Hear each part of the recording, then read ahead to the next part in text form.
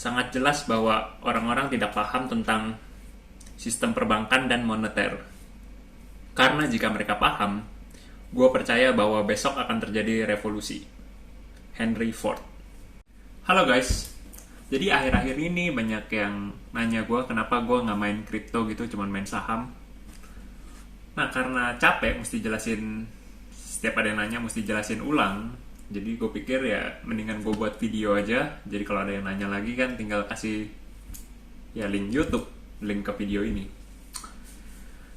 Ya, by the way, ada sedikit peringatan. Jadi kemarin teman gue sempat bilang bahwa literasi gue itu tinggi, tapi dalam kemampuan menjelaskan itu ya kurang gitu. Jadi itu maksudnya kalau rata-rata itu 100%. Wah, nge-lag. 100%. Nah, jadi ada ini gua nih. Ada info masuk. Nah, itu yang keserap itu 130%. Sedangkan waktu gua ngejelasin menjelaskan itu tinggal 50%. Nah, jadi itu peringatannya. Jadi ya video ini terdiri dari tiga part. Tiga bab. Yang pertama, untuk menjelaskan itu gue pertama mau menjelaskan sejarah tentang uang. Nah, beras. Pertama itu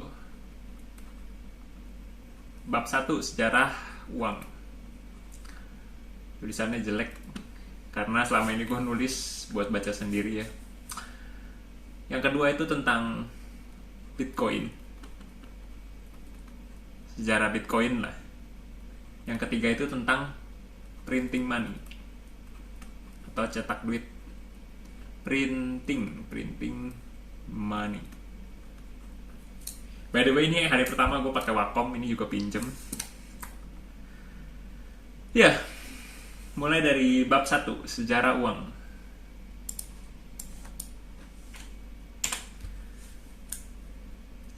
Jadi sejarah uang itu pertama, manusia itu kan sebelum ada uang kita melakukan yang namanya barter gitu. Jadi ada orang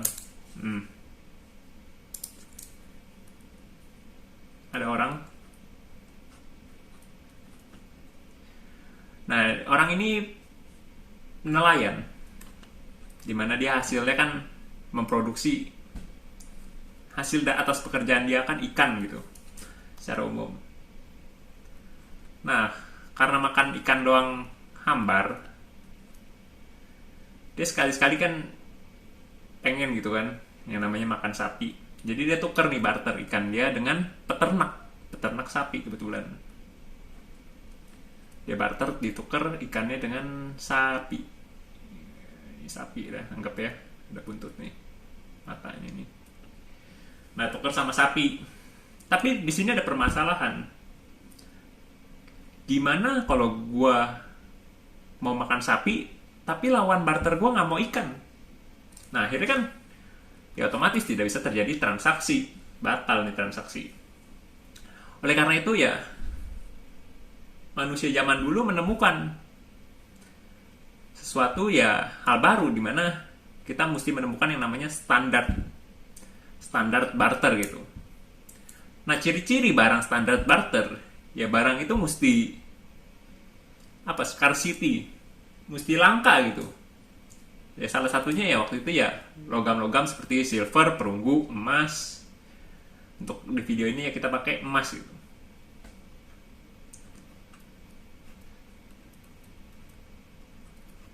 Nah, ini ada emas gold. Jadi untuk berikutnya barter ya kita tinggal barter dengan udah nggak perlu sapi lagi. Kita mau sapi ya kita tinggal pakai gold, kasih ke dia. Nggak usah kasih ikan lagi. Dan begitu juga. Ini gue gambar sama ngomong kalau cepet. Kasih dia gold kan. buat dapet sapi. Nah, begitu juga sebaliknya. Waktu kita jualan ikan,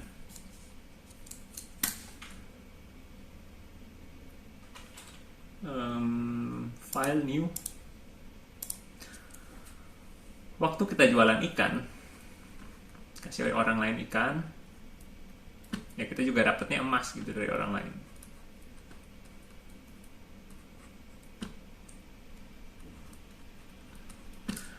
Nah, tapi kan emas ini berat ya. Dan kalau kita taruh di rumah takutnya ada yang nyolong.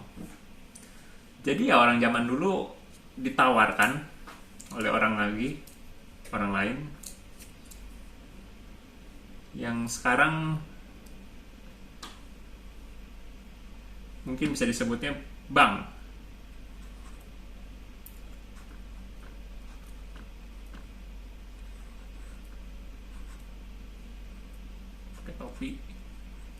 Pakai topi bankir. Bank punya safe deposit box buat nyimpan emasnya supaya aman.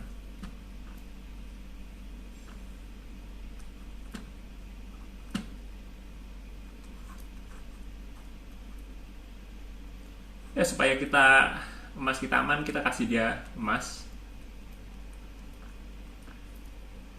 Sebagai gantinya bank kasih kita surat bahwa dia berutang emas tersebut terhadap kita. IOU. Gue berutang terhadap lu gitu. Atas emas. Nah, yang tadinya masyarakat ini barter dengan menggunakan emas sebagai standar, sekarang mereka barter tinggal menggunakan kertas tadi atas bank. Ini orang A, ini orang B. Misalnya gue si A nih, mau beli wortel.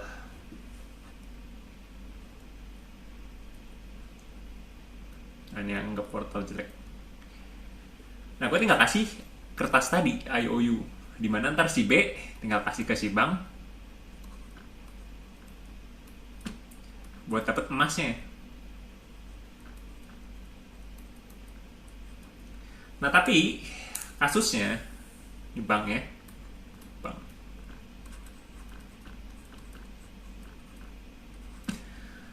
Nah, tapi pada prakteknya emas ini kan berat ya. Jadi pada akhirnya ya si B aja juga nggak pernah gitu menukarkan kertas ini ke bank.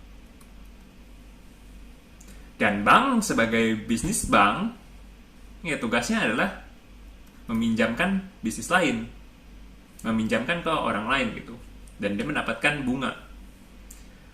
Nah, tapi bank sadar karena masyarakat tidak pernah menukarkan kertas tersebut, uang kertas tersebut terhadap emas kembali. Akhirnya bank mencetak IOU ini, surat utangnya, kertas ini lebih banyak daripada emas yang dia punya.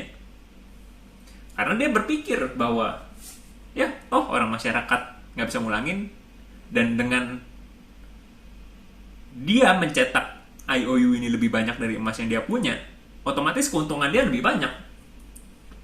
Karena kan ini mencetak dari, ya bukan dari apa-apa gitu, nggak ada patokan emasnya.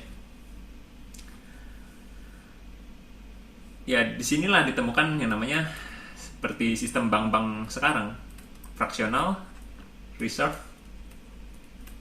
banking.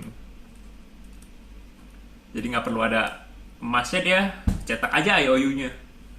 Toh ntar, ya toh emasnya juga nggak pernah ada orang yang ambil gitu kan. Ya, saat ini di sini juga ya. Oh, belum.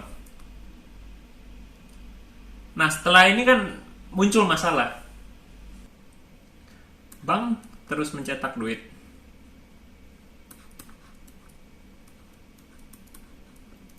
Kotak berangkas.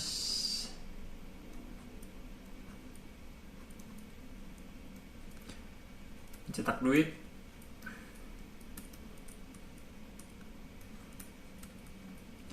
ke si C, ke si D.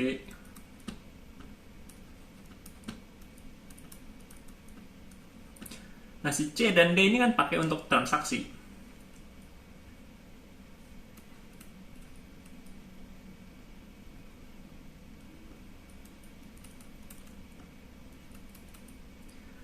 Nah, saat C dan D belum bayar ke bank dan si E sudah mulai meminta emasnya dan rame-rame bareng si A tadi yang deposit emas ke si bank untuk minta emasnya, kasih IOU ke bank untuk minta emasnya.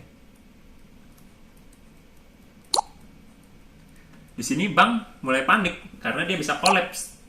Dia panik juga karena dia nggak mempunyai cadangan emas yang cukup gitu, karena si C sama D belum mengasih emasnya. Dia mengasih IOU ini lebih banyak daripada emas yang dia milikin.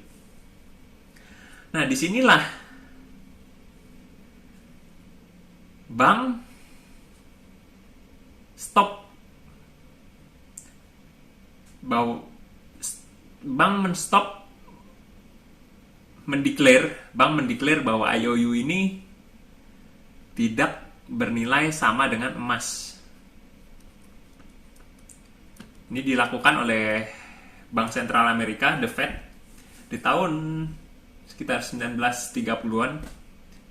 Sebenarnya dimulai oleh Bank Sentral Inggris dulu. 3 tahun setelahnya itu baru The Fed.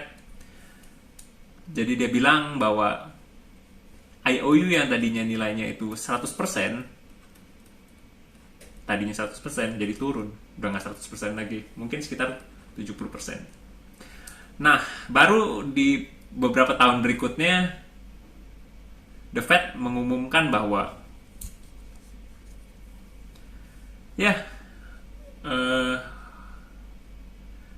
sekarang dolar sudah tidak bisa lagi. Dia mengumumkan bahwa dolar tidak bisa ditukar emas lagi. Jadi dolar waktu itu yang mulai benar-benar fiat, menjadi fiat currency. Dimana artinya fiat currency itu ya nilainya ya berdasarkan kepercayaan masyarakat aja deh, mau dikasih nilai berapa gitu. Jadi bank sudah tidak di backing, tidak di backing lagi dengan emas, tapi dia bisa mencetak ya suka-sukanya gitu. Dan di kemudian hari masyarakat bisa kasih nilai itu dolar berapa sih. Ya, jadi itu sejarah tentang uang dan uang kertas yang kita gunakan sekarang yang berada di masyarakat itu ya sudah tidak di back by emas, dimana dulu di back by emas. Kita bisa tukar ke bank sentral, kita bisa tukar uang kertas kita dengan emas. Sekarang ya udah nggak bisa. Jadi ya ini bab 1 kelar, kita lanjut ke bab 2. Bab 2, Bitcoin. Jadi di tahun 2008 The Fed cetak duit buat nyelamatin bank-bank karena lagi krisis ya. Krisis housing bubble. Ya, jadi dia suntik, melakukan stimulus dengan mencetak uang. Terus ada orang nih namanya Satoshi Nakamoto, pakai kacamata. Sebenarnya nggak diketahuin ya harusnya Satoshi Nakamoto sampai sekarang. Satoshi Nakamoto. Nah, dia lihat The Fed cetak duit enak banget. Dolar. Nah, dia ngambek. Makanya dia bikin Bitcoin.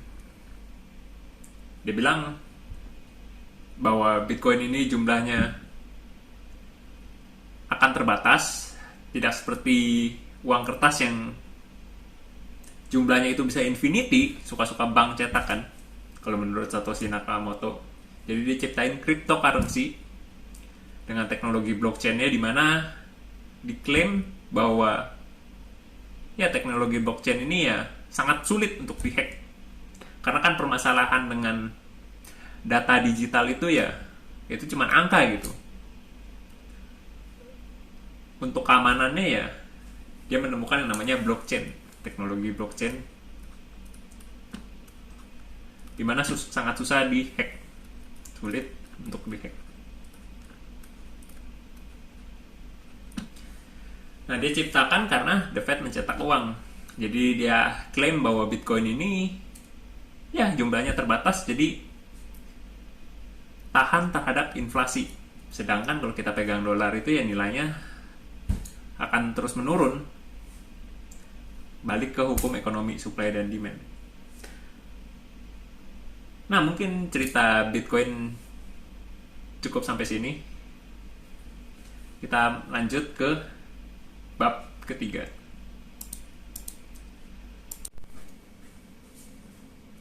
Yaitu tadi bab 2, sekarang bab 3. Printing money. Nah, di sini ada cerita negara US. Ada China. Nah, sekarang China produksi banyak gitu. Gimana US beli kan? US kasih China dolarnya. China kasih US baja, tekstil, dan lain-lain. Nah, China ini kan kemampuan produksinya sekarang ya lumayan pesat gitu. Dimana ya si China ini nggak perlu pakai dolar ya buat beli dari Amerika, karena dia produksi dalam negerinya itu tinggi. Jadi China menyimpan banyak dolar.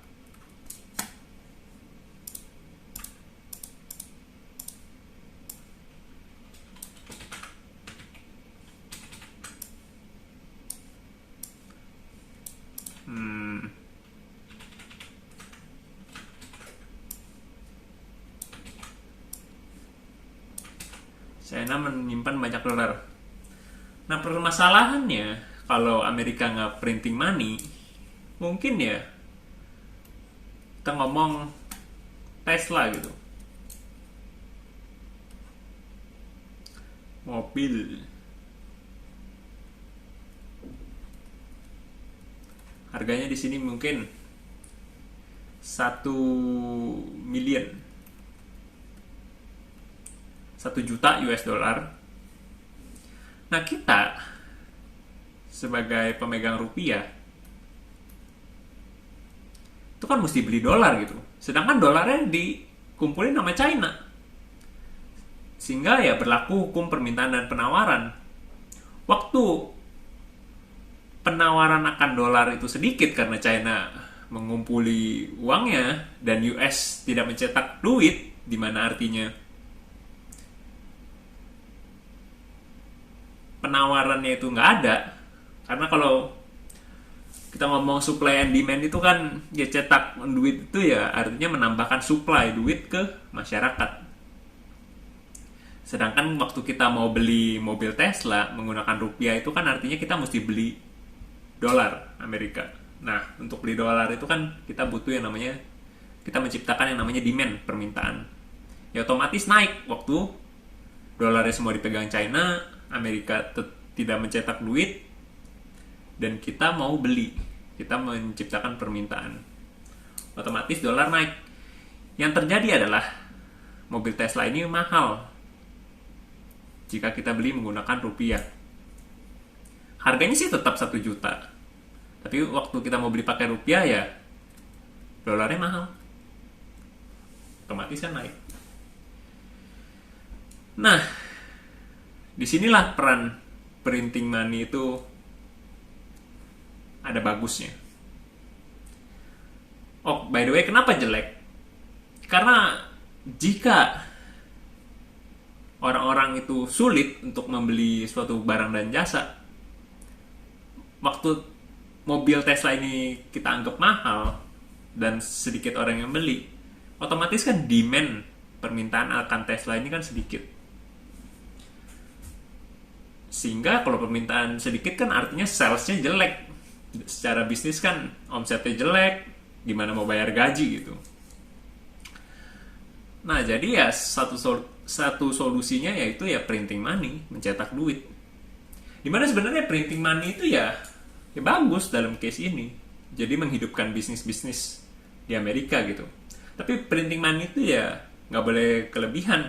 Kalau kita ngomong secara ekonomi, printing money itu ya untuk negara maju 2-3% itu sehat. Dan memang disarankan untuk segitu. Dan untuk negara berkembang ya, bank sentral sih sekitar 3-5% ya. Tapi balik lagi, untuk menjaga inflasi itu kan sebenarnya kan bukan pekerjaan mudah ya, banyak faktor yang perlu dilihat. Dan salah-salah ya bisa negara bisa menghadapi stagnan, ekonominya mandek, atau yang mungkin hyperinflasi gitu. Inflasi yang sangat gila, besok naik harga 50%, 60%, nggak karu-karuan. Nah, jadi apa hubungan ini semua dengan cryptocurrency?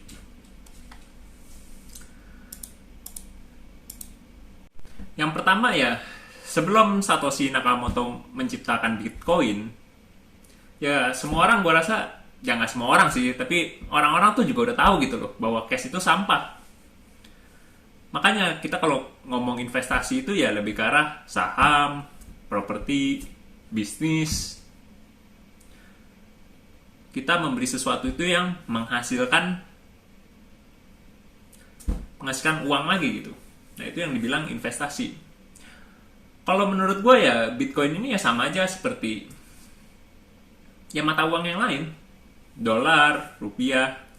Yang kedua ya menurut pakar ekonomi banyak yang berargumen bahwa ya Bitcoin ini nggak bisa untuk menggantikan dolar gitu sebagai mata uang sehari-hari. Kenapa? Karena terlalu fluktuatif. Jadi misalnya hari ini kita beli 1 Bitcoin seharga 2 roti. Nah besok Bitcoin tiba-tiba turun 50% gitu kan, karena dia tidak ada bank sentralnya, tidak terkontrol, harga bebas market, dan ya tidak ada bank sentral yang mengontrol fiskal atau moneter. Jadi ya misalnya hari ini kita beli 2 buah roti dengan harga 1 Bitcoin, besok tiba-tiba minus 50%. 1 roti ya seharga 1 Bitcoin. Nah jadi Bitcoin itu sangat sulit untuk dipakai sebagai mata uang sehari-hari gitu. Yang ketiga, kenapa sih alasan negara-negara ini pada pakainya US dollar kan? Ya simpel, karena US dollar bisa dipakai untuk membeli barang dan jasa yang disediakan oleh Amerika. Dan kita sendiri di Indonesia, pemerintah kita kan mewajibkan masyarakatnya untuk menggunakan rupiah. Jika kita menggunakan mata uang lain selain rupiah untuk bertransaksi kebutuhan sehari-hari, ya kita bisa kena pidana. Dan China juga menerapkan peraturan yang sama gitu. Jadi ya buat kita orang pakai Bitcoin untuk transaksi itu ya ilegal sebenarnya. Jadi Bitcoin ini ya sebenarnya ada satu kelebihan. Kelebihan dia adalah dipakai untuk negara-negara yang politiknya itu berantakan, ekonominya berantakan, ya mata uangnya sangat tidak menentu, jadi terjadi hyperinflasi segala macam. Nah barulah di situ Bitcoin ya sangat membantu masyarakat ya. Nah selain itu Bitcoin ini membantu untuk membeli barang ilegal. Kenapa? Karena ya sistem anonymous, dimana ya tidak tertrack ya, tidak tertrace. Ya tapi kalau kita mau beli aset gitu, ya mustahil kita pakai Bitcoin sih. Karena kan Bitcoin tidak diakui oleh negara, salah satunya Indonesia dan China.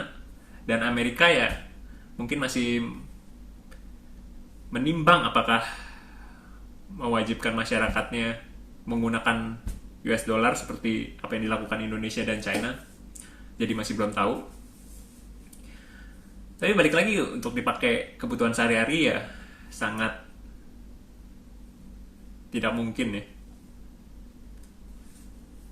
Jadi berapakah value Bitcoin? Ya kalau gue bilang sih, gue lebih pilih pakai US dollar. Karena kalau kita mau belanja pakai Bitcoin itu ya mungkin cuma Tesla gitu yang terima di Amerika kan untuk membeli mobil Tesla. Selanjutnya ya kita cuma bisa untuk membeli barang-barang ilegal. Karena apa boleh buat? Orang-orang yang menjual barang ilegal itu kan cuma bisa menerima Bitcoin.